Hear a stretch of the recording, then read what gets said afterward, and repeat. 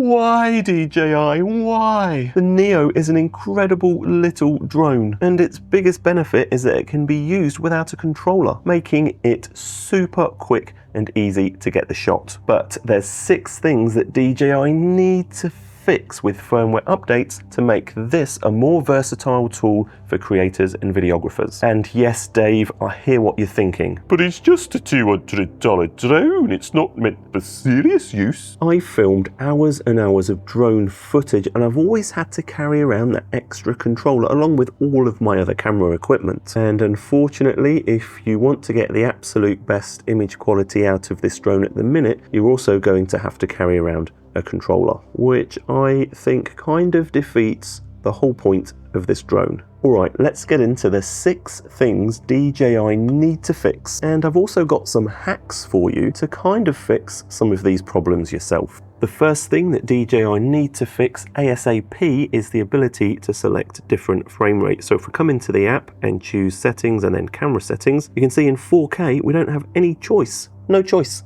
about the frame rate, unless we switch to 1080p mode, and then we get a choice of 30, 50 or 60, but there is no 24 frames a second or 25 frames a second. And if we want the DJI Neo to be really a great tool for creators, we need to offer a bit of flexibility in frame rates, even if it's just adding 24 and 25 frames per second.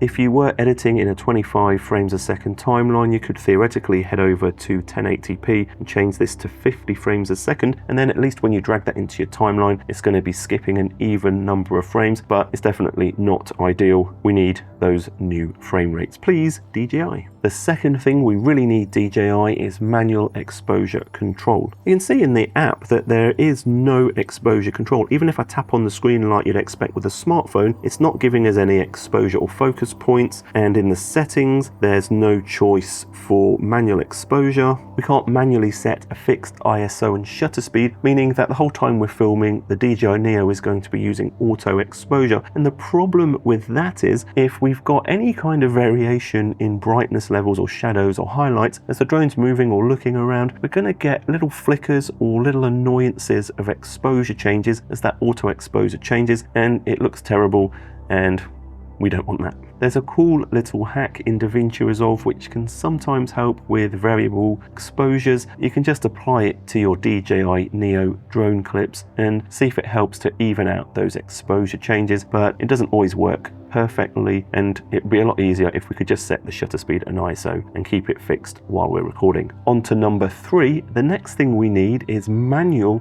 white balance control. So rather than the drone just guessing what white balance it is and potentially changing that white balance as the video is recording, we want to be able to set a fixed white balance so that the colors don't shift while we're recording video and moving the drone around. It's going to look so much better than any auto white balance that's constantly changing. Alright, on to the 4th thing DJI need to fix ASAP, and that's the ability to control the amount of sharpening that's added to the video. And once again, if we look in the app and head into the settings, head into more settings, control, camera settings, there's no way we can choose to reduce the sharpening that's added to the video files. And the problem with these over sharpened images is they look really digital, really overly crispy, and they don't look very movie-like. One quick fix that you can try is in whatever video editing software you're using is to apply some kind of softening effect. And this can sometimes take the edge off of that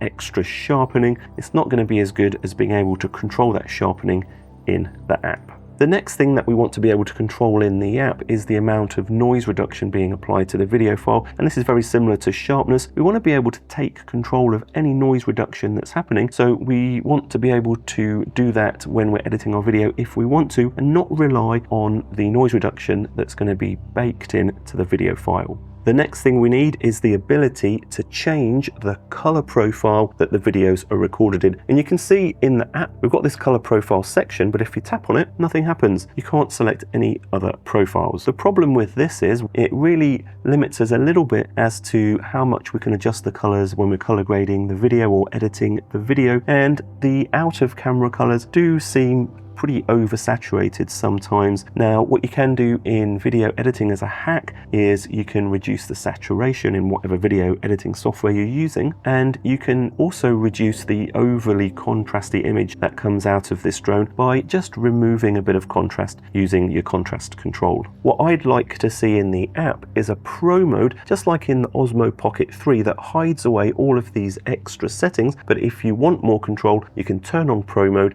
and get access to them. Oh, and we also need the ability to set these settings in the app and for them to be transferred to the DJI Neo. So if we are using it without even using the mobile app, launching from our hand for example, that we get all of those settings saved into the drone.